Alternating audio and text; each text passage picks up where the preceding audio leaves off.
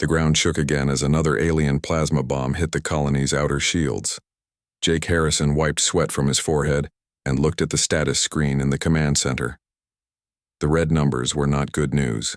3 months of constant attacks had worn down their defenses to almost nothing. "How much power do we have left?"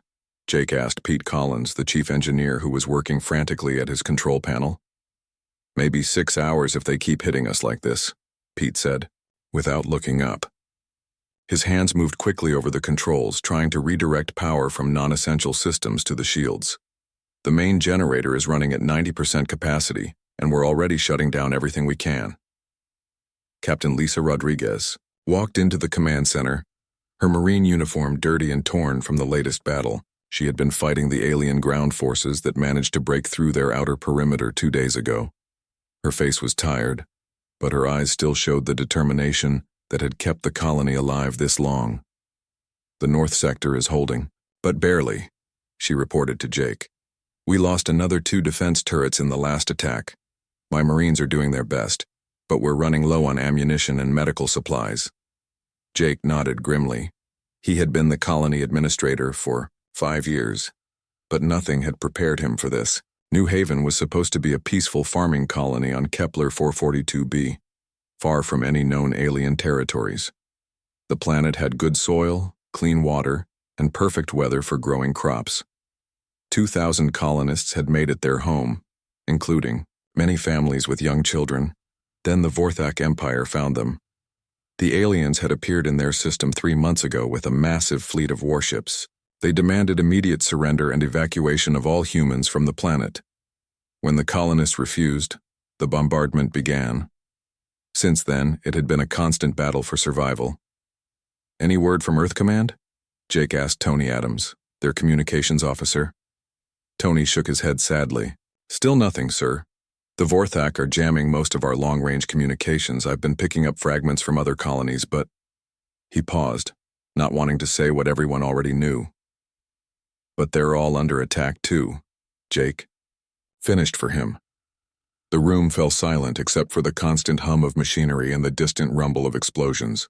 Everyone knew their situation was hopeless. They had managed to hold out longer than anyone expected, but they were running out of everything they needed to keep fighting. Dr. Ben Martinez entered the command center, his medical coat stained with blood from treating the wounded. He looked exhausted like everyone else in the colony. "I need to talk to you privately, Jake," Ben said quietly. They moved to a corner of the room where the others couldn't hear them. "How bad is it?" Jake asked.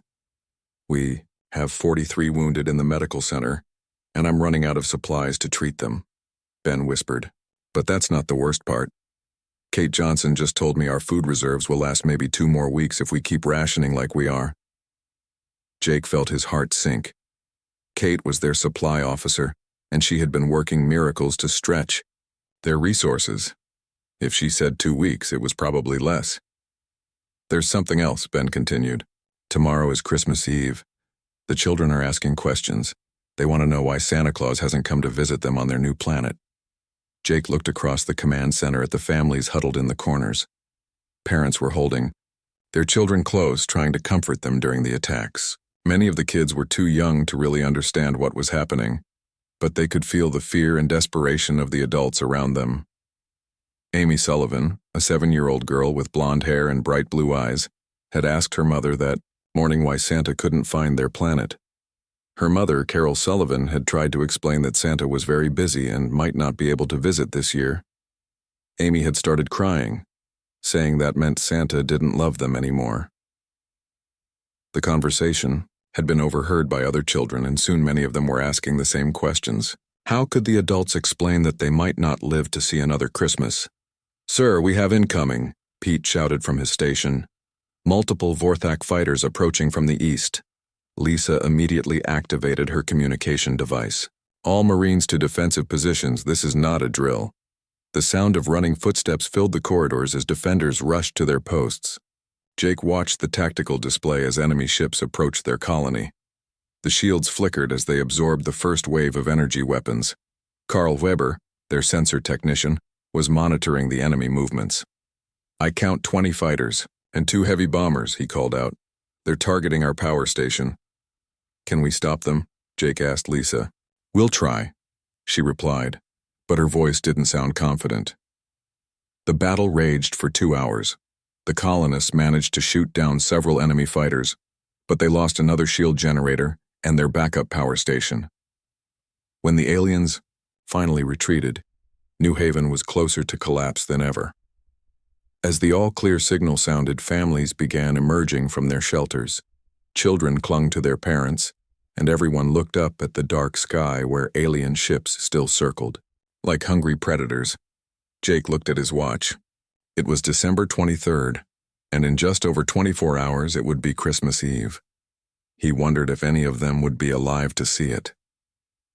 Matt Turner, their security chief, approached Jake with a grim expression. Sir, we intercepted some Vorthak communications during the attack. Their commander is planning a final assault for Christmas Day. They think it will break our morale completely. Jake closed his eyes. The aliens were probably right. How much more could his people take? How could he tell 2,000 colonists that they were about to face their last battle on what should be the most hopeful day of the year? As night fell over New Haven, Jake walked through the underground shelters where families were trying to sleep. Despite everything, parents were still telling their children bedtime stories. Some were even singing Christmas carols quietly, trying to keep their traditions alive even in this dark place. Tomorrow would be Christmas Eve, and Jake Harrison knew it might be their last day alive. But somehow, seeing the determination of his people to hold on to hope gave him strength to keep fighting. They were far from Earth, far from everything they had known, but they were still human. They would face whatever came next together. Christmas Eve arrived with the heaviest Vorthak attack yet. The alien fleet had moved closer to the planet during the night, and their bombardment began at dawn. Jake Harrison stood in the command center watching their shields fail one by one. Shield. Generator 3 is down, Pete Collins reported, his voice tight with stress. Generator 2 is at 15% and dropping fast. Lisa Rodriguez coordinated the defense from her position near the tactical display.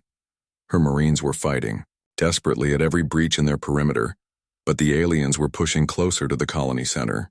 We've lost the East Gate, she announced. Enemy ground forces are advancing toward the main plaza. The children in the underground shelters could hear the explosions getting louder. Amy Sullivan held her stuffed bear tightly and asked her mother, again, why Santa Claus wasn't coming to help them. Maybe he can't find us out here, Carol Sullivan whispered, trying not to cry in front of her daughter.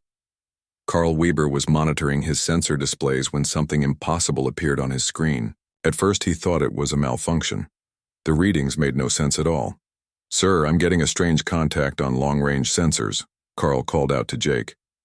Another Vorthak ship? Jake asked, not taking his eyes off the battle display. No, sir, this is different. The signature doesn't match anything in our database. Lisa looked over at Carl's station. How different?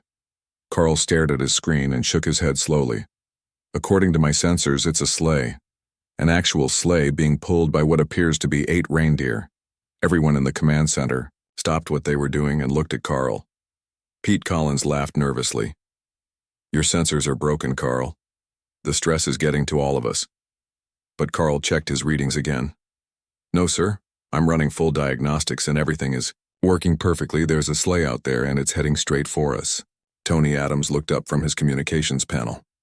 I'm picking up something too. There's a signal coming from the contact, but it's not using any standard communication protocol. Jake walked over to Tony's station. Can you decode it? I'm trying, but it seems to be some kind of old Earth language. Wait. Tony adjusted his controls, and suddenly a deep, jolly voice filled the command center. Ho, ho, ho! This is Nicholas, requesting permission to land in your central plaza.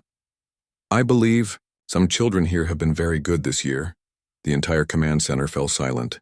Outside, the sound of battle continued, but inside, everyone stared at the communication equipment in disbelief. Matt Turner, the security chief, was the first to speak.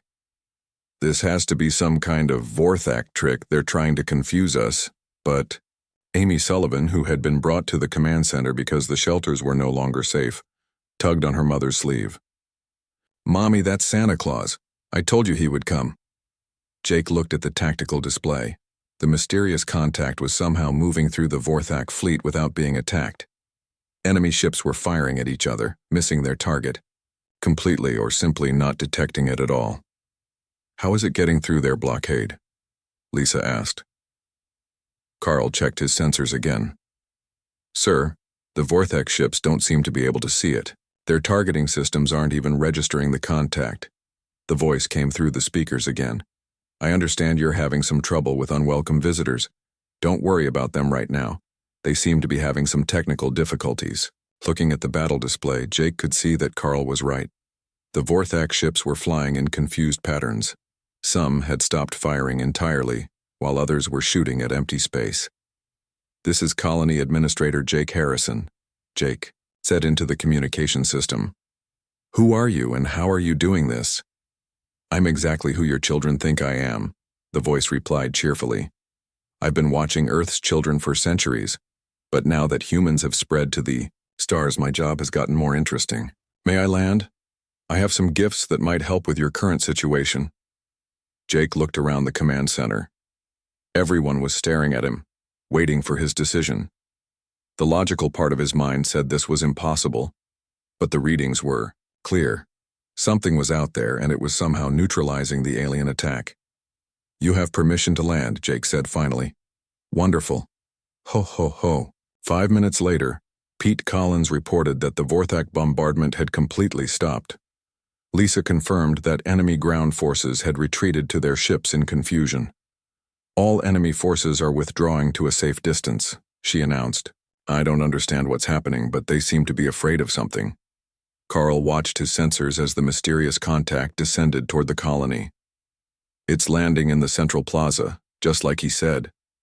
Jake turned to his security. Team. Matt, Kelly, come with me. Everyone else, maintain your positions and keep monitoring the situation. Jake, Matt Turner, and Marine Sergeant Kelly Brown made their way through the corridors to the central plaza. Other colonists were emerging from their shelters, drawn by curiosity and the sudden silence from the battle. When they reached the plaza, they stopped and stared. In the center of the open space sat an old-fashioned sleigh, complete with 8 reindeer that seemed completely unbothered by the alien planet's atmosphere. The sleigh itself looked like something from a Christmas card, decorated with gold trim and bells. Stepping down from the sleigh was a man in a red suit with white fur trim. He had a long white beard, twinkling eyes, and a large bag slung over his shoulder that seemed much bigger than it should be. Ho, ho, ho, the man said, spreading his arms wide. It's good to finally meet you all in person. I'm Nicholas, but the children usually call me Santa Claus. Amy Sullivan broke free from her mother's grip and ran toward the man in red. Santa, you came. You really came. Nicholas knelt down and caught Amy in a gentle hug. Of course I came. Amy, you've been very good this year, and good children always get visits from Santa no matter how far from Earth they might be. Matt Turner stepped forward, his hand resting on his weapon. Sir, I need to scan you for security purposes. Nicholas smiled at him. Go ahead, young man, though you might find your equipment acts a bit strangely around me. Matt activated his scanner and immediately frowned. The device was showing readings that made no sense. According to the scanner, the man in front of him didn't exist, but obviously, he was standing right there. Roy Phillips, their combat engineer, had arrived with a team to investigate the sleigh. His equipment was also malfunctioning, showing energy readings that were off the charts. The sleigh is giving off some kind of energy field, Roy reported, but it's not harmful. If anything, it seems to be generating a protective barrier around the entire colony. Nicholas patted Amy on the head and stood up to address the growing crowd of colonists. I know this seems impossible, he said, his voice carrying clearly across the plaza. But I've been real all along. My workshop isn't at Earth's North Pole anymore. It's mobile now, moving between dimensions to keep up with humanity's expansion across the galaxy. Jake stepped forward. You're really Santa Claus? I'm really Nicholas, and I really do bring gifts to good children on Christmas. Though these days, my definition of children includes anyone who still believes in hope and wonder. He hefted his large bag and smiled. Now shall we see what I've brought for you? Nicholas reached into his enormous bag and pulled out what looked like a small glowing orb. The device was about the size of a baseball and hummed softly with blue energy. "This is for you, Pete," Nicholas said, handing the orb to the chief engineer. "It's a shield generator that will protect your entire colony, much better than those old models you've been using." Pete Collins took the device carefully, expecting it to be heavy, but it weighed almost nothing. "How does it work?" "Just place it in your power center and activate it.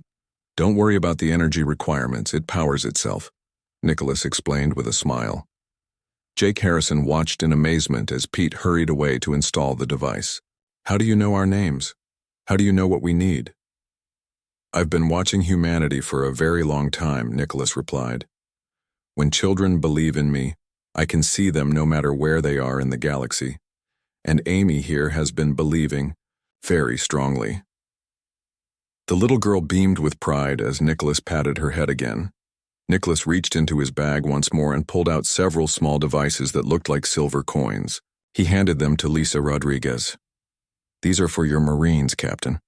Press one against any weapon and it will upgrade to non-lethal mode.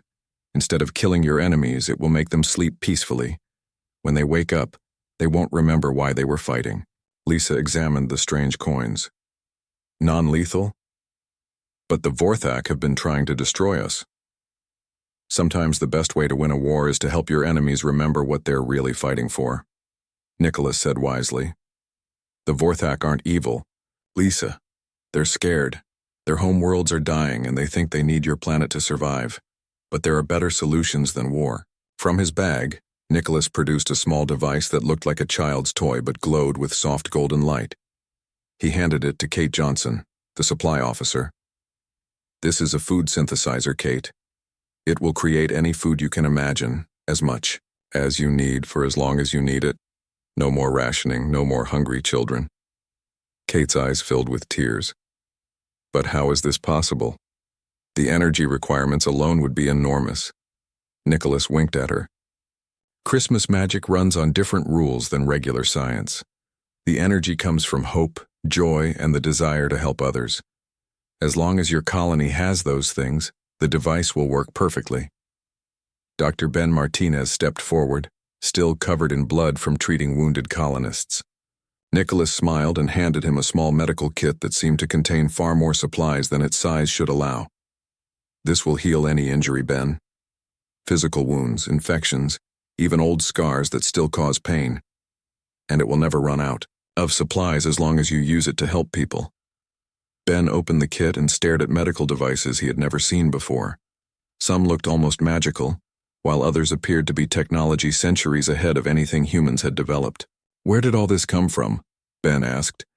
"My workshop," Nicholas explained. "Though it's not exactly what humans think it is. The beings you call elves are actually a very advanced alien species called the Keelan. They chose to help me centuries ago when they saw how much human children meant to me." As if summoned by his words, several small figures emerged from behind the sleigh. They were about 3 feet tall with pointed ears and wore green outfits, but their eyes held an intelligence that spoke of advanced technology and ancient wisdom. One of them approached Jake and spoke in a voice that sounded like tinkling bells. "We are the Keelan. We have been watching your species since you first looked up at the stars and wondered what was out there. You call us elves, and we don't mind the name." Dan Foster, the engineering team leader, stared at the small aliens in wonder. "You're really elves?" "We are what we choose to be," the Keelan replied. "Long ago we discovered that helping others brought us more joy than conquering them. When we met Nicholas, we found someone who shared that belief." Nicholas continued, distributing gifts from his impossible bag. To Carl Weber, he gave a sensor system that could detect threats from across the galaxy. To Tony Adams, he provided a communication device that could reach any human colony instantly, no matter how far away. Sue Morgan, their tactical officer, received a strategic planning computer that could analyze any military situation and provide peaceful solutions. Alex Rivera, the medic, got medical equipment that could heal injuries that were previously fatal. "But the most important gift," Nicholas said, reaching deeper into his bag than should have been physically possible, "is this. He pulled out what looked like a simple snow globe, but inside the glass sphere was a miniature replica of Earth. The tiny planet rotated slowly, showing blue oceans and green continents. "This is a terraforming device," Nicholas explained. "It can transform any planet into a perfect home for both humans and Vorthak. Their species can live together peacefully if they have enough space and resources." Jake took the device carefully. "You want us to share our planet with the aliens who've been trying to kill us? I want you to show them that humans are capable of something the Vorthak have forgotten," Nicholas said. "Generosity. The ability to give freely, even to those who have wronged you. That's what Christmas is really about." Tim Hayes, the supply coordinator, had been watching everything with growing amazement. "How do we know these devices will really work?" One of the Keelan answered him. "Because they are made with the same technology that allows Nicholas to visit every believing child in one night. They operate on principles your science doesn't understand yet, but they are completely real." Rita Clark, their communications specialist, had been scanning the horizon with binoculars. "The Vorthak fleet is still out there. They're keeping their distance, but they haven't left the system." Nicholas nodded. "They're confused and frightened. Their sensors can't explain what happened to their attack. But they'll understand soon." "Enough." Amy Sullivan tugged on Nicholas's red coat. "Santa, will you stay for Christmas dinner?" Nicholas knelt down to her level again. "I'd love to, Amy, but I have many other children to visit tonight. However, I'll be watching to see how you use your gifts. Remember, the real magic isn't in the devices themselves. It's in choosing to help others instead of hurting them." He stood up and addressed all the colonists who had gathered in the plaza. "Tomorrow is Christmas Day. Instead of fighting the Vorthak, try talking to them. Show them what you've learned about sharing and caring for others. You might be surprised by what happens." Sam Cooper, a fleet communications officer who had arrived during the gift-giving, stepped forward. "Sir, what about the other human colonies under attack? Can you help them too?" Nicholas smiled mysteriously. "Who says I'm not already there?" He climbed back into his sleigh, and the reindeer began to stir. The Keelan climbed aboard as well, waving goodbye to the colonists. "Ho ho ho," Nicholas called out as the sleigh began to rise into the air. "Merry Christmas, New Haven. Remember, the greatest gift you can give is hope." The sleigh disappeared into the night sky, somehow becoming invisible to all sensors once again. The colonists stood in the plaza, holding their impossible gifts and wondering if they had just experienced the most amazing Christmas miracle in human history. Beth Williams, a field commander who had arrived during the encounter, looked at Jake. "What do we do now?" Jake looked at the terraforming device in his hands, then at the faces of his people. For the first time in months, he saw hope instead of fear in their eyes. "We get ready to give the Vorthak the biggest Christmas surprise they've ever seen," he said. Christmas morning arrived with clear skies over New Haven Colony. Jake Harrison stood in the command center, holding the terraforming device Nicholas had given him. Pete Collins had installed the shield generator during the night, and now a shimmering blue dome of energy protected the entire colony.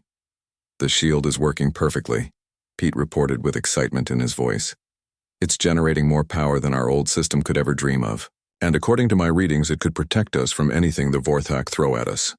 Lisa Rodriguez was distributing the silver coins to her Marines. Each coin had transformed their weapons exactly as Nicholas promised. Instead of deadly energy blasters, they now carried devices that would put enemies to sleep peacefully.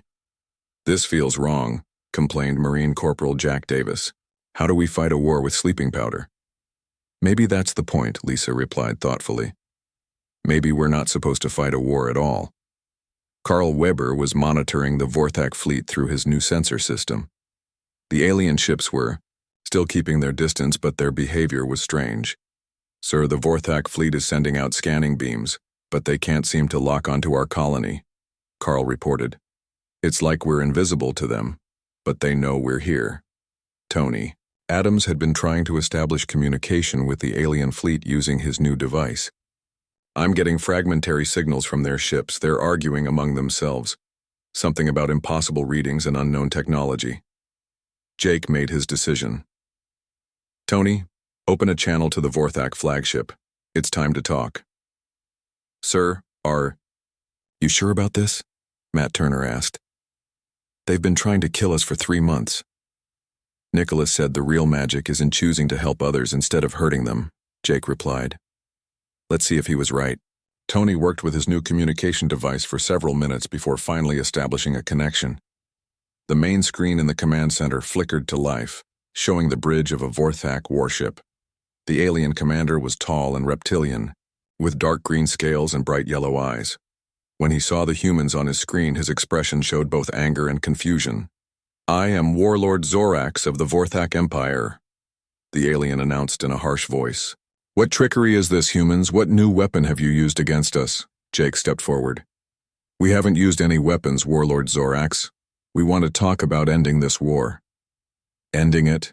Zorax's eyes narrowed. You are defeated. Your defenses have failed. Yet somehow our attacks cannot reach you.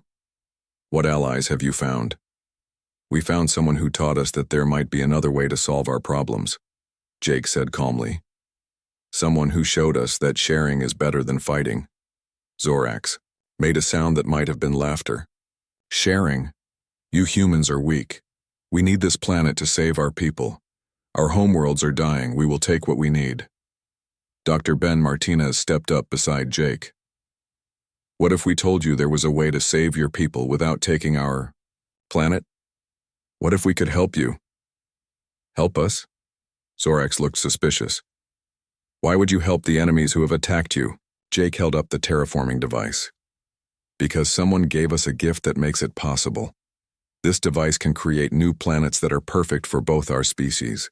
We can make enough worlds for everyone. The Vorthak commander stared at the small device in disbelief. Impossible.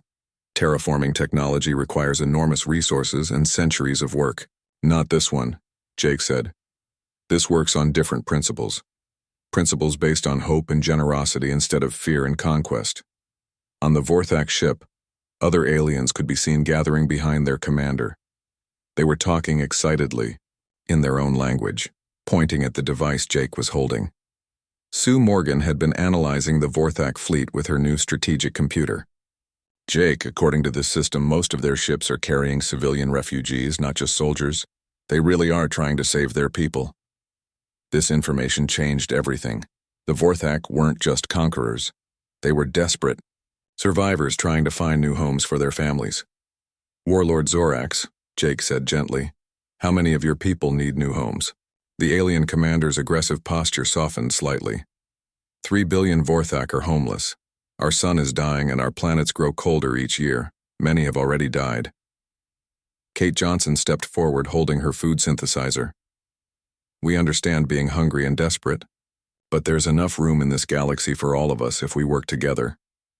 You would really share your technology with us? Asked a female Vorthak, who appeared beside Zorax. After we attacked your colony? That's what Christmas is about, Amy, Sullivan said, having been brought to the command center to watch history being made. Santa Claus taught us that giving gifts makes everyone happier. The Vorthak looked confused by the mention of Santa Claus, but they could see the sincerity in the humans' faces. Chris Baker, a fighter pilot who had been prepared to die defending the colony, spoke up. We're willing to help you find new worlds for your people, but you have to stop attacking human colonies. Zorax consulted with his officers for several minutes before responding. If your terraforming device truly works as you claim, we are willing to discuss terms, but we will need proof. Jake looked at Pete Collins. Can we demonstrate the device safely? Pete checked his instruments. There's a dead moon orbiting the next planet out. We could try it there. Very well, Jake said to Zorax. Meet us at the 4th moon in this system. We'll show you what this device can do. 6 hours later, both human and Vorthak ships were positioned around a barren, airless moon. Jake activated the terraforming device while both species watched in amazement. The transformation was immediate and spectacular. The dead rock began to glow with soft light. An atmosphere formed around it, followed by clouds and weather patterns. Oceans appeared, then continents covered with forests and grasslands. By the ancient stars, Zorax whispered. It is a miracle. Lynn Davis, the ground forces commander, was monitoring the new planet's development. The atmosphere is perfect for both human and Vorthak life. Temperature, pressure, and air composition are all ideal. Roy Phillips ran detailed scans of the transformed moon. It's not just habitable, it's paradise. The soil is perfect for farming, there are mineral deposits for mining, and fresh water everywhere. Zorax turned to his fellow Vorthak with tears in his large yellow eyes. We can have new homes. Our children can live. The female Vorthak officer stepped forward. I am Commander Viss. I speak for the civilian refugees in our fleet. We accept your offer of peace. How can we repay such generosity? Jake smiled. You can help us explore the galaxy together. Help us find more worlds that need to be transformed. There are probably other species out there who need new homes too. Tim Hayes, who had been coordinating the mission supplies, activated his communication system. I'm receiving signals from other human colonies. They're reporting similar offers of peace from Vorthak fleets throughout human space. Rita Clark looked up from her communication panel with wonder. It's happening everywhere. Nicholas must have visited other colonies too. As Christmas Day ended, former enemies worked together to plan the colonization of the new world. Vorthak. Children played with human children while their parents discussed sharing technology and resources. Carol Sullivan watched her daughter Amy teaching a young Vorthak how to build a snowman using artificial snow from the terraforming device. Mommy, Amy said, Santa Claus was right. Giving gifts really does make everyone happier. Sam Cooper, monitoring fleet communications, reported to Jake, Sir, we're receiving messages from across the galaxy. The war is over. Humans and Vorthak are working together on dozens of worlds. Jake looked up at the stars, knowing that somewhere out there, a man in a red suit was probably smiling. Nicholas had given them more than advanced technology. He had given them the wisdom to choose peace over war. The legend of Santa Claus had become something even more powerful than myth. It had become hope itself, spreading across the galaxy one Christmas miracle at a time. 6 months after Christmas Day, the story of New Haven Colony had spread across the entire galaxy. Jake Harrison sat in his office reading reports from human settlements on dozens of worlds. Each report told a similar tale of impossible visitors and miraculous gifts that turned wars into peace. Fleet Admiral Sam Cooper had arrived from Earth Command the week before to investigate what the military was calling the Christmas phenomenon. He sat across from Jake's desk, shaking his head in amazement. Every human colony that was under attack received the same type of visit, Sam said, reading from his datapad. A man in red, advanced technology beyond our understanding, and gifts that ended conflicts instead of winning them. Jake looked out his window at the joint human Vorthak city they had built together. Children of both species played in the streets, while their parents worked side by side on new construction projects. The Vorthak Council has officially requested to join the Human Alliance, Jake reported. They want to help us explore the galaxy and find other species that need assistance. Commander Weiss, who had become the Vorthak representative to New Haven, entered the office. Over the past months, she had learned to speak perfect English and had become one of Jake's closest advisors. We have received a message from the Calarian Empire, Weiss announced. They are requesting a meeting. They say they have heard stories about the giftbringer and want to know if the tales are true. The Calarians were a proud warrior race that controlled a large section of the galaxy. They had never shown interest in peaceful contact with other species before. What kind of meeting? Sam asked. They want to send a delegation to observe our joint colony, Weiss replied. They cannot believe that two species who were at war could learn to live together so quickly. Beth Williams, who had been promoted to Planetary Defense Coordinator, brought in the latest security reports. We've had visitors from 17 different alien species in the past month. Word is spreading that something extraordinary happened. Here. Dr. Ben Martinez entered the office with his medical reports. The Calarian delegation arrived this morning. Their leader is asking to speak with someone who was present during the original Christmas visit. Jake stood up. Let's go meet them. The Calarian delegation was waiting in the colony's main meeting hall. Their leader was a tall, muscular alien with silver skin and 4 arms. His name was General Thrak, and he commanded respect from warriors across the galaxy. Humans, General Thrak said in a deep voice when Jake's group entered the room. We have heard impossible stories about your colony. Stories about a being who can end wars with gifts and transform enemies into allies. The stories are true, Jake replied simply. General Thrak looked skeptical. We have been warriors for 10,000 years. We know only strength and conquest. How can gifts be more powerful than weapons? Amy Sullivan, now 8 years old, was playing with her Vorthak friend Zix in the corner of the room. She overheard the conversation and walked over to the alien general. Santa Claus taught us that helping people feels better than hurting them, she said, looking up at the giant warrior without fear. General Thrak knelt down to Amy's level. Santa Claus? This is the gift-bringer you speak of? Yes, Amy nodded. He comes every Christmas to children who believe in doing good things. But you have to really believe, not just pretend. The Calarian general looked thoughtful. My people have children too. They have never received visits from this gift-bringer. Carl Weber, who had been monitoring deep space communications, burst into the meeting hall with exciting news. Jake, we're receiving reports from across the galaxy. Something big is happening. He activated the main display screen, showing a map of known space. Dozens of points were flashing with incoming messages. The Zephyrian Federation just announced they're ending their war with the Crystalline Collective, Carl reported. The collective says they received a visit from a being in red who gave them technology to share their energy sources peacefully. More reports flooded in. The insectoid hives had made peace with the plasma entities. The machine intelligence had formed an alliance with the Organic Council. Species that had been fighting for centuries were suddenly working together. Rita Clark was coordinating the communications from dozens of worlds. Every report mentions the same thing. A visitor in red who appears during their species' most important celebrations, bringing gifts that solve their problems. General Thrak stood up slowly.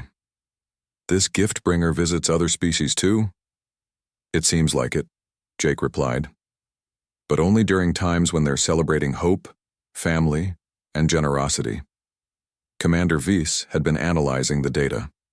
The pattern is clear. Every species that has received a visit was engaged in a conflict that seemed impossible to resolve. The gift-bringer appears and provides solutions that help everyone.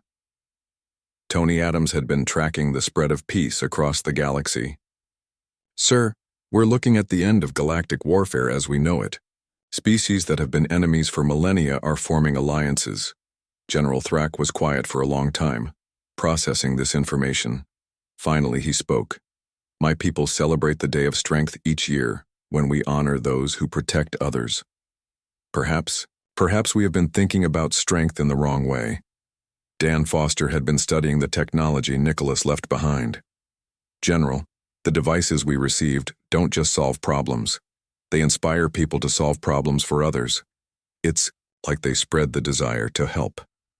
6 months later, Jake received a message that made him smile. General Thrak reported that the Calarian Empire had received a visit during their Day of Strength celebration. A being in red had given them technology to protect other species instead of conquering them. The Calarians were now using their military might to help smaller species defend themselves against natural disasters and space pirates. Their warriors had become protectors instead of conquerors. Alex Rivera, who now ran a medical exchange program between species, brought Jake the latest report. We have confirmed visits to over 200 species across the galaxy. Every single visit resulted in peace treaties and cooperation agreements. Pete Collins, working with alien engineers from dozens of species, had made an interesting discovery. The gift-bringer's technology all operates on the same principle. It amplifies the natural desire to help others. The more you use it to help people, the more powerful it becomes. As another Christmas approached, Amy Sullivan asked Jake if Santa Claus would visit again. I think he's always visiting, Jake replied, watching human and Vorthak children playing together in the colony square. Every time someone chooses to help instead of hurt, every time people share instead of fight, Santa Claus is there. Lynn Davis, now head of the Galactic Cooperation Council, brought news that made everyone smile. We've received a message from the edge of the galaxy. A new species has just discovered space travel. They're asking if the stories about the giftbringer are real. Sam Cooper looked at the reports flooding in from across known space. Every species in the galaxy is now part of the Alliance. Wars have ended. Peace has spread to every world.